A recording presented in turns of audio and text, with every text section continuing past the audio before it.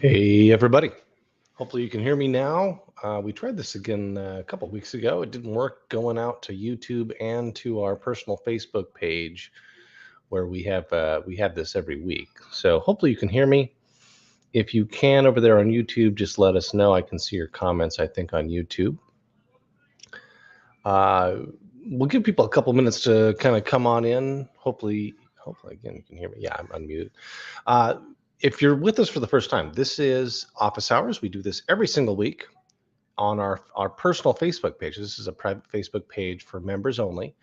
And, once a month or so, we'll also use it on YouTube. So if you're not a part of our group, you can join us. If you're watching this on YouTube, you can join us at straighttalkacademy.com. And it's a monthly membership of $97 a month, and we have about 50 plus hours of on-demand video training. And then every single week we do Office Hours Live, where we just do a training, so maybe 10 or 15 minutes, very quick. And the whole idea is that you can come in live and ask questions of a commercial agent, right? So I do commercial real estate full time. I do multifamily and net lease properties specifically. I do know industrial, office, retail. I've done some agriculture, done some vineyards.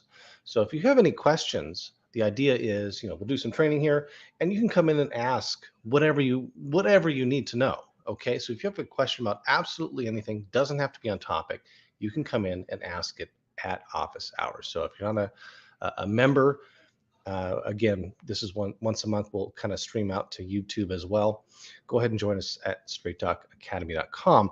I thought a really great idea would be to share the success that I'm having with this prospecting script that I've been using. And it's going to expire at the end of the year, right? So the law went into place 2017. It expires at the end of the year. I don't anticipate they're going to extend it. It is huge. It's huge for investors. Okay. And I've been having a lot of success when you do your prospecting calls. You're cold calling people, and your questions to them can be kind of, let me change my, there we go. Your questions can be generic, and they're just going to hang up on you. They're not going to talk to you. So when you have something very important to talk to them about, it opens up the conversation. And your whole goal of prospecting is to build that database, right? So, and we have covered this before, but I want to go over it a little bit more detail. So if you have questions about anything at all, let us know. Let's jump in. We're going to talk about depreciation. Okay. And specifically, we're going to talk about depreciation being accelerated from the standard a way of doing it, right? So you get to write off the improved property of your investment over the course of, in the case of, this says rental property, but in the case of multifamily property or rental property, over the course of 27 and a half years. For commercial property, it's 39 years. That is the improved value. So the land has a value that does not get depreciated. The improved value, the buildings and all the improvements, the parking lot, all of that, you get to write off as a tax deduction over 39 years or 27 and a half years for multifamily. Okay, and this is important. Now, there's accelerated depreciation. That has historically been the case, and then there's what we're going to talk about, which is a super hyper quick way of doing it. And then there's this is what's called straight line depreciation. Okay, so just for example, we have a $10 million purchase. The land, which is not depreciable, is assessed at $500,000, just for example. So that means the improved value of that property, the warehouse or the apartments or whatever, we're going to use commercial, not multifamily. So it's going to be 39 years. But again, if it's multifamily, you can do it's 27 and a half years. So this improved property is worth 9.5 million. Now, over 39 years, I get to write off 1/39th of that improved value. Okay, so I'm assuming this is a new purchase. I've just invested $10 million. Now, I get to have a $243,000 tax write-off. every year for 39 years. Now, am I going to own it for 39 years? Probably not. Okay. So I'm going to be leaving some of that write-off money on the table if I don't try and front load a lot of those write-offs, historically to the first 15 years, or until the end of this year, you get to write off most of that in year one, which is insane, right? So imagine writing off, $6 million in year one, and then you get to carry that forward like a reverse bank account for the next, however many years.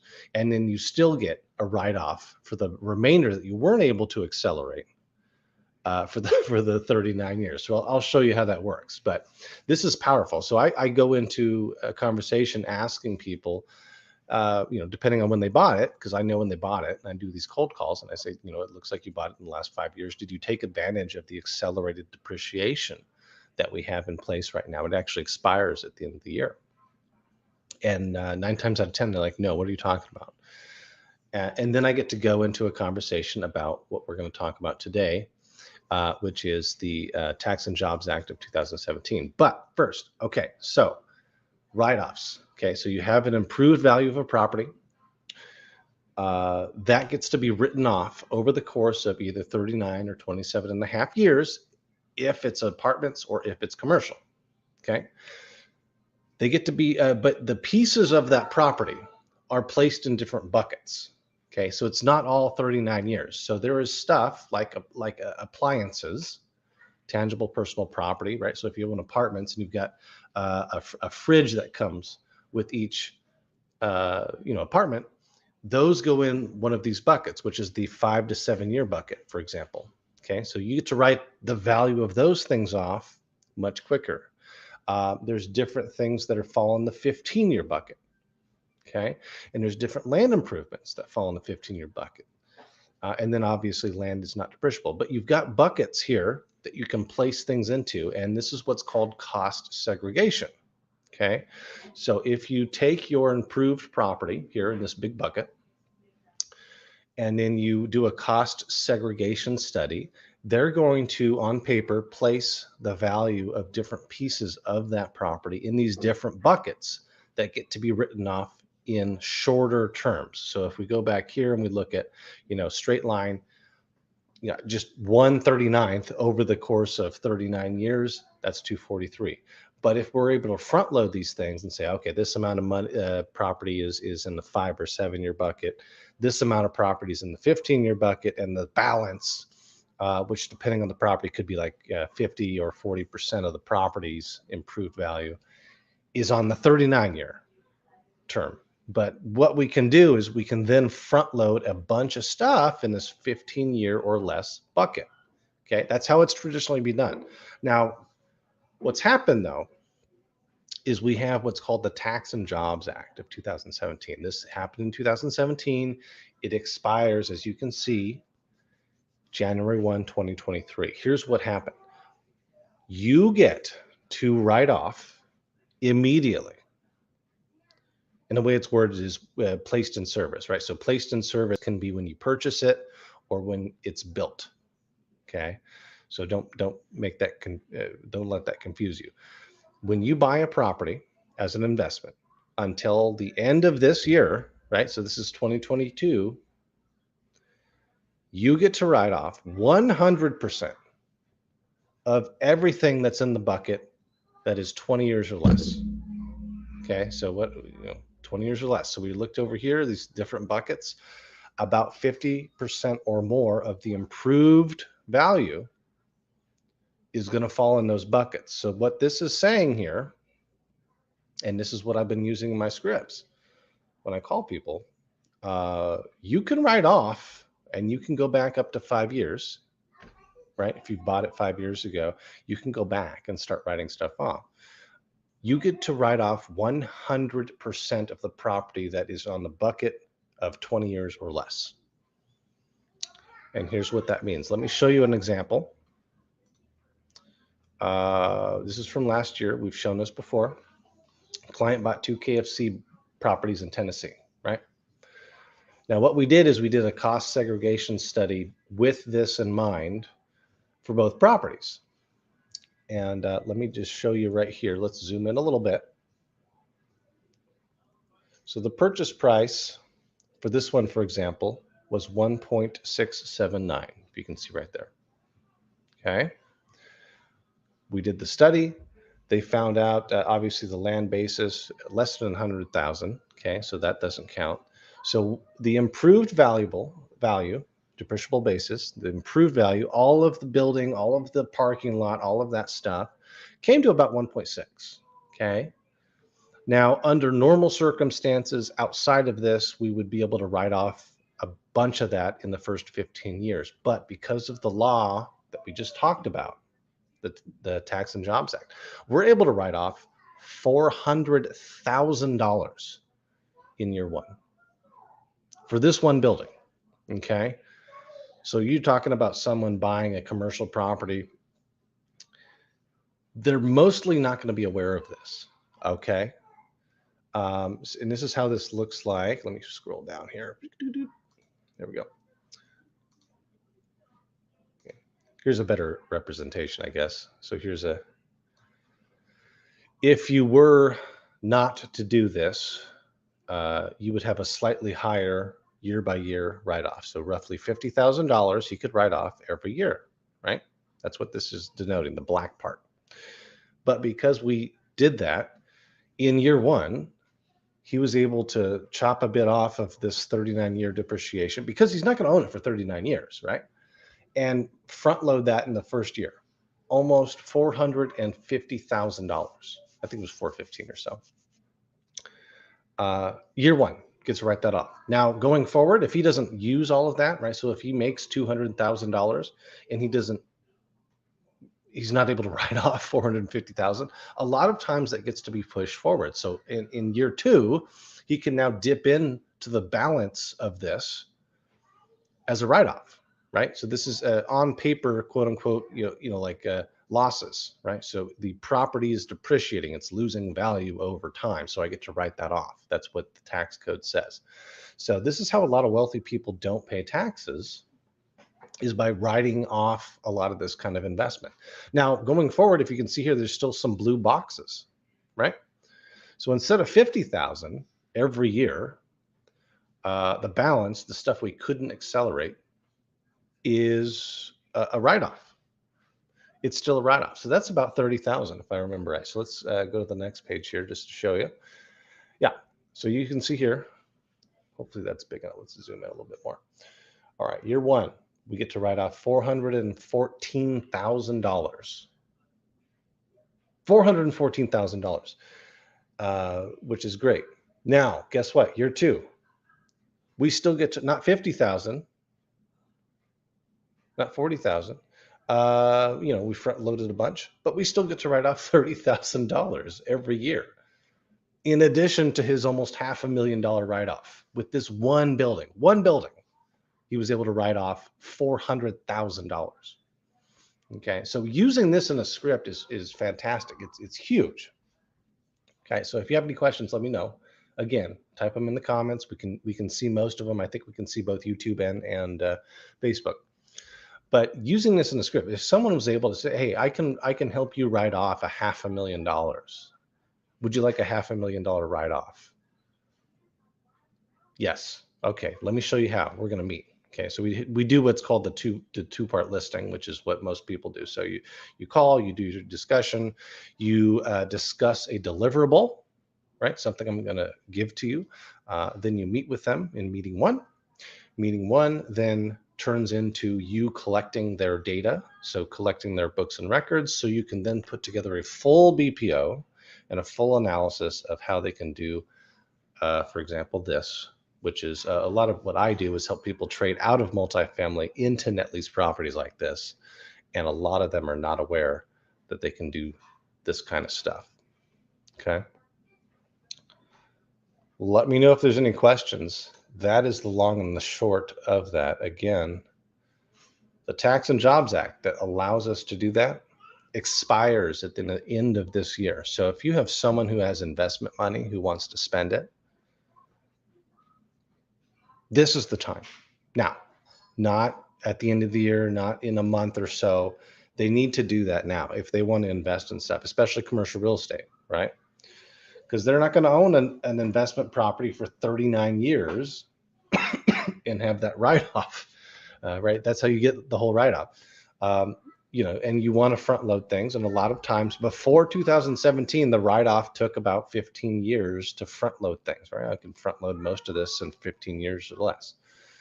Now, until 2023, we get to write off a majority of that. Like you just saw, 400,000. So purchase price there was 1.6. Year one, he was able to write off $415,000 by using this method. Now, these studies, the cost segregation studies, cost like $5,000, right? They start to make sense after someone owns a property of $500,000.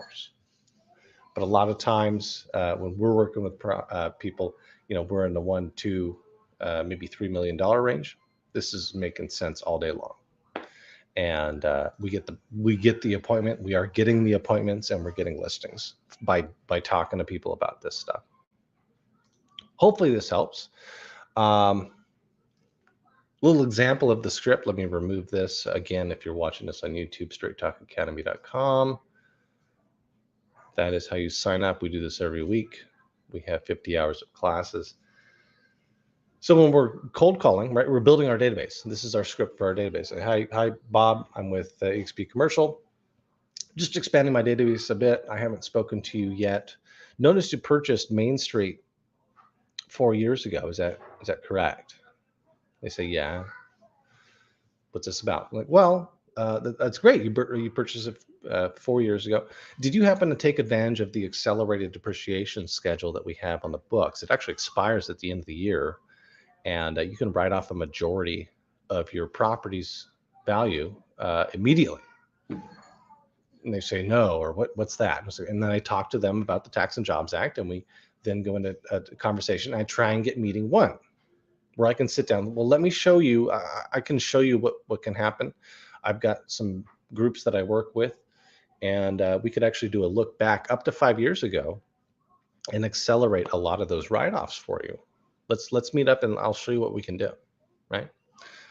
Easy meeting.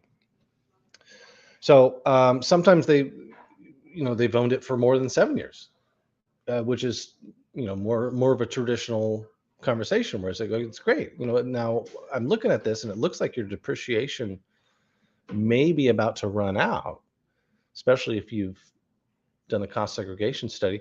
What are your plans moving forward to make sure your cash flow stays the same? And depending on how they answer, we can talk about meeting up to talk about some investment properties that are near them, right? So I've got plenty of people who are looking to sell here pretty soon. They just need someone on deck in their market who is an experienced owner, just like yourself. I'd love to meet with you. I can show you a couple of these things and what we can do to trade out of what you're in into something new and increase your income at little to no cost to you. Boom. Okay. So this is the script that we've been using. It's fantastic. It's been working really well. Now, over the course of this conversation, usually we have questions come in. I don't see any questions, guys. Look here. I don't see any questions. So this is the script that we've been using to great effect. It's using the accelerated depreciation rules from the Tax and Jobs Act of 2017. What questions do we have? I'm going to get a cup of coffee, another cup of coffee. Give you time to ask some questions. Let me pull this back up just so you can see it here. Let me see. Here we go. This is what we're working with. This is what I'm using to get a lot of meetings with people, because what you want is meeting one, so you can get the books and records so that you can then propose a listing. Okay. I'm going to go get a cup of coffee. Let me know what questions you guys have. Talk in a minute.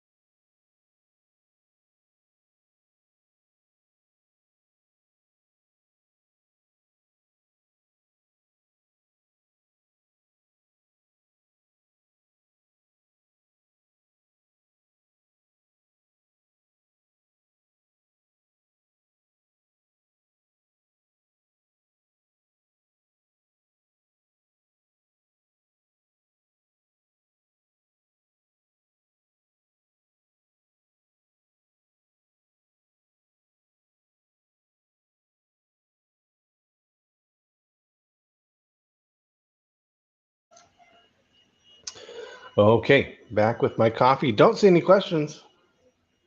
Apparently, I was very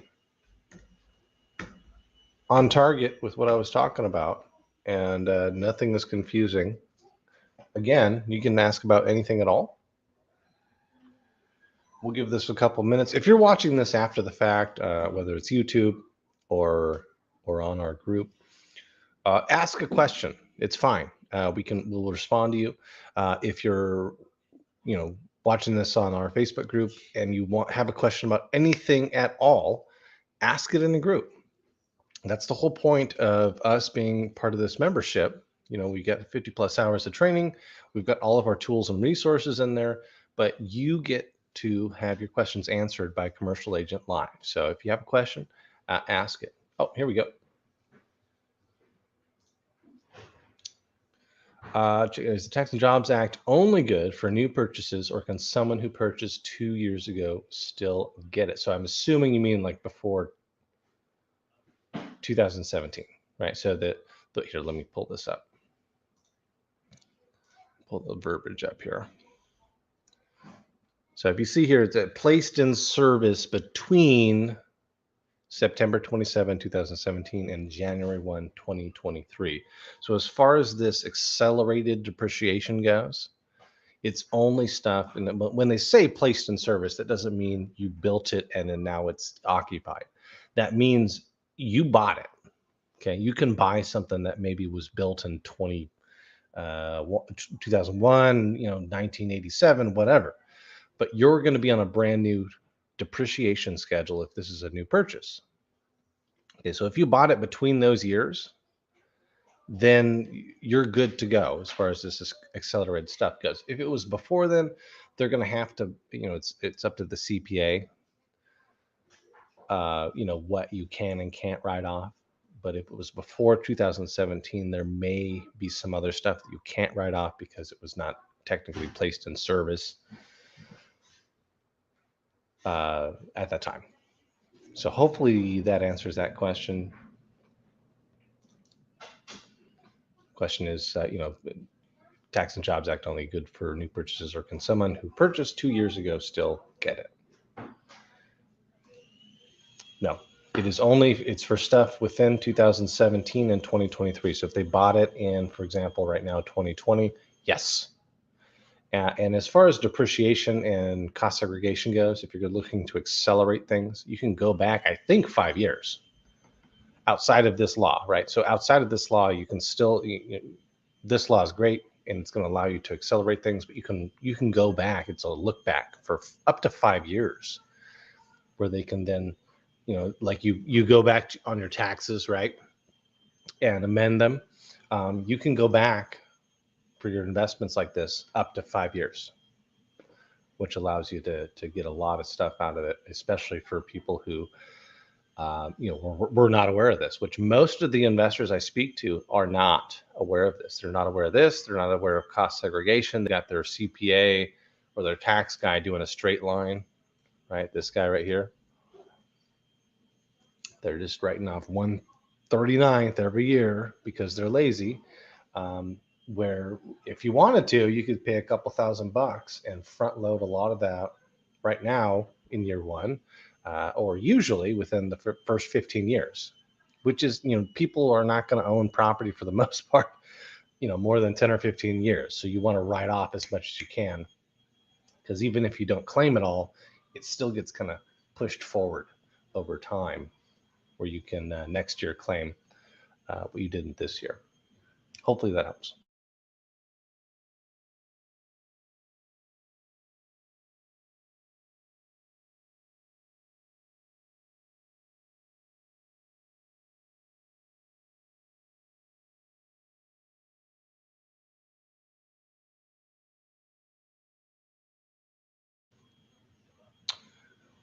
Time now, 10:24.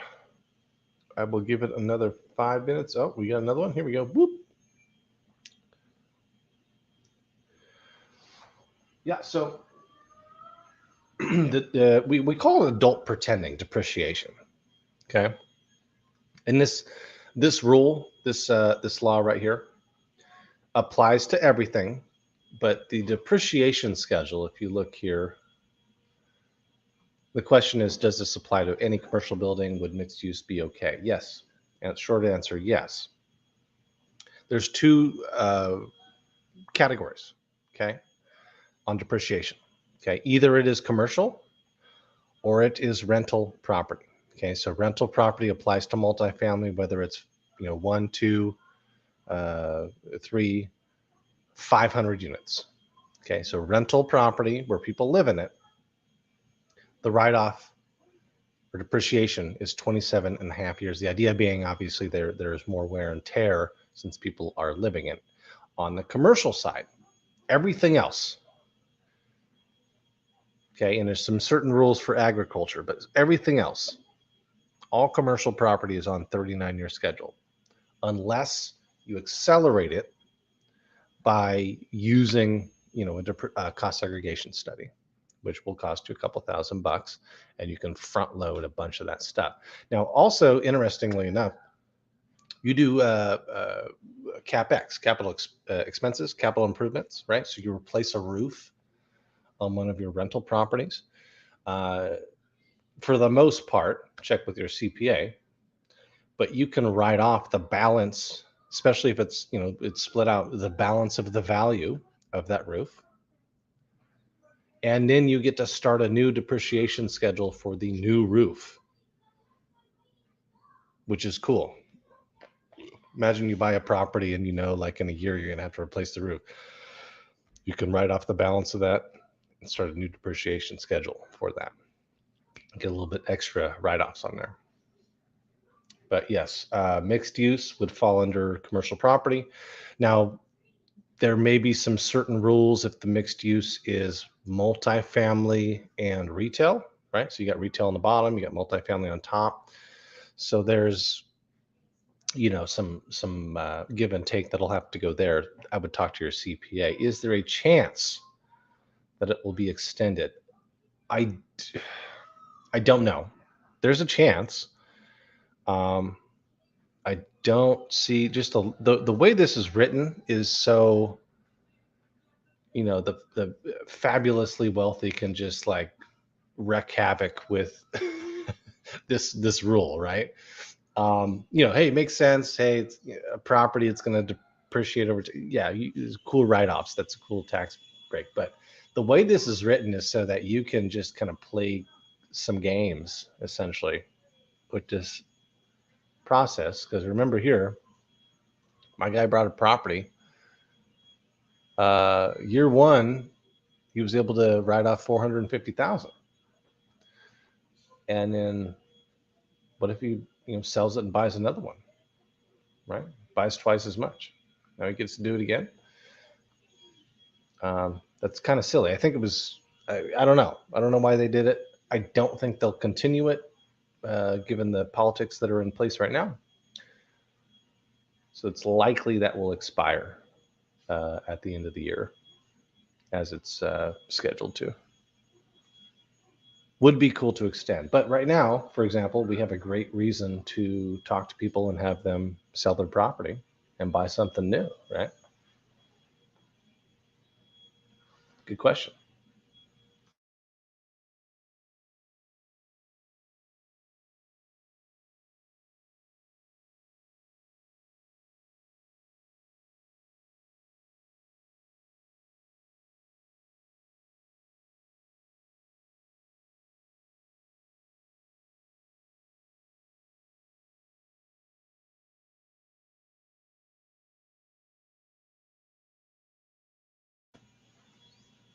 All right, we got 10:28 my time.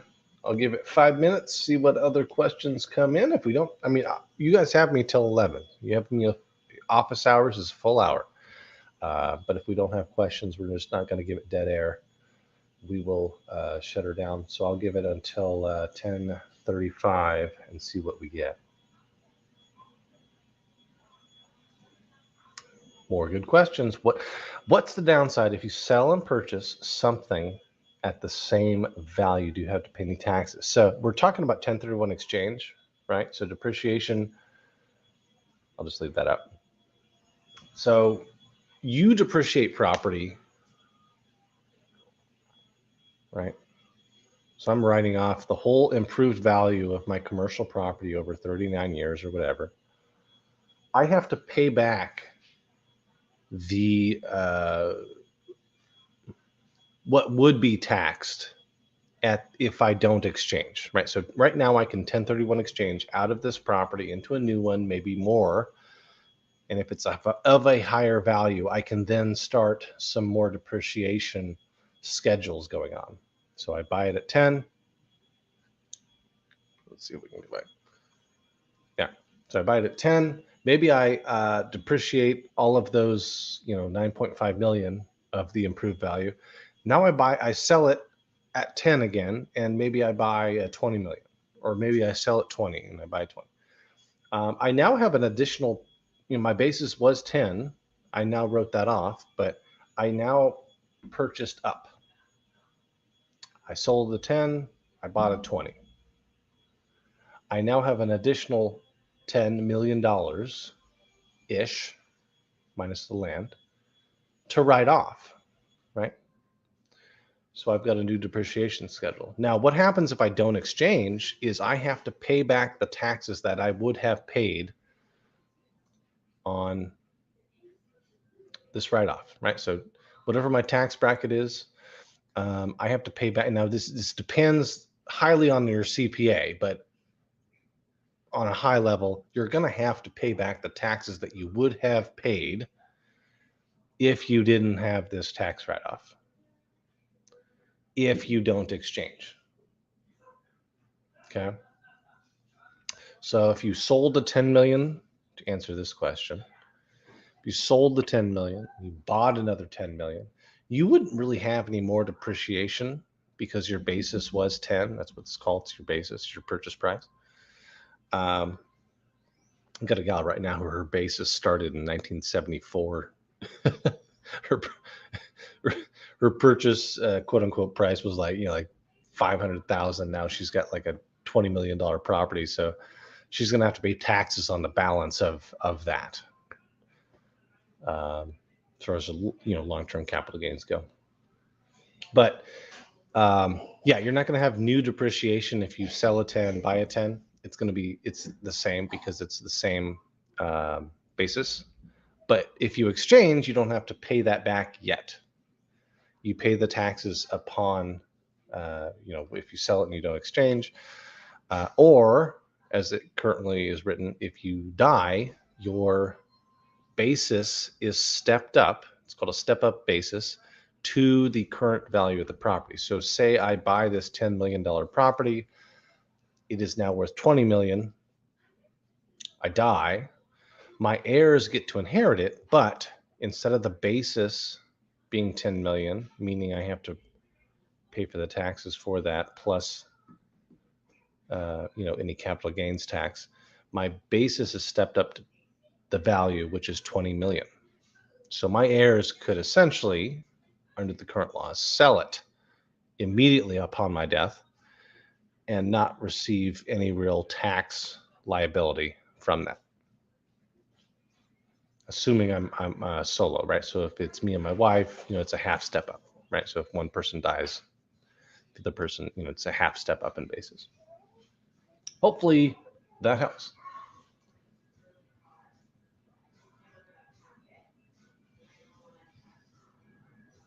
All right, so we'll give it till 10:40. Good questions. What else we got? This is working really well setting appointments, talking about this with people, because investors don't know about not just, so looking at this, right? Not just the straight line depreciation, like that's what they think it goes for. They don't know about the different buckets. They don't know that they can accelerate stuff to the first 15 years. They don't know that until the end of this year, they can essentially accelerate all of those in those buckets to year one. Most of them don't know that. And so it's a really good conversation starter for me with investors.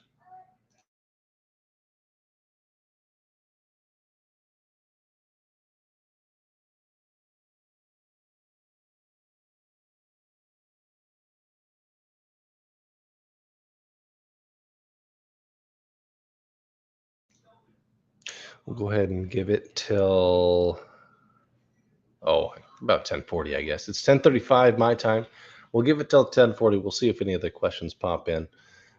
This is office hours. If you are watching this after the fact and you have a question, type it in the comments, whether that's on YouTube or Facebook here.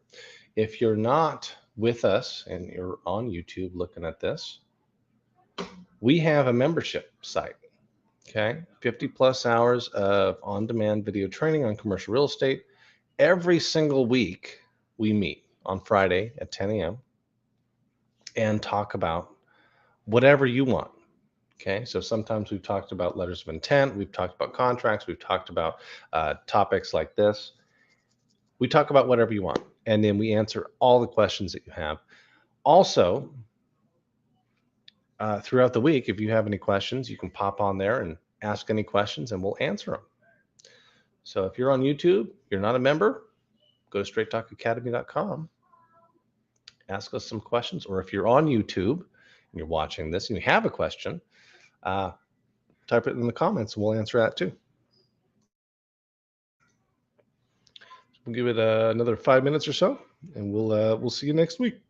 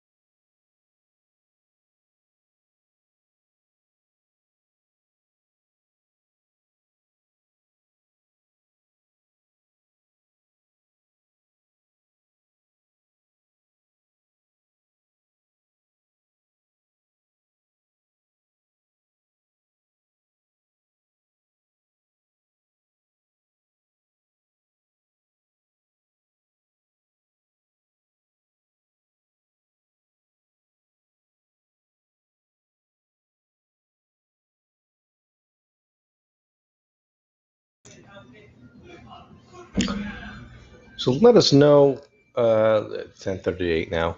If you have any topics you want to discuss next week, let us know. I think I might talk a bit about the 1031 exchange laws again. There's a bunch of different rules with 1031 exchange, but this kind of plays into it, the cost segregation type stuff. So might be good to cover that again. If you have anything you want to talk about, it doesn't matter what it is in commercial, let us know and we'll cover it. That's fine. I'm always happy to talk about any topics you guys want to chat about. That's why we're here. That's why you're paying us. If you're not a part of Straight Talk Academy yet, go to straighttalkacademy.com, join us, and we will see you next week. If you're a member. If not, if you're on YouTube, we'll see you next month when we share this with you as well.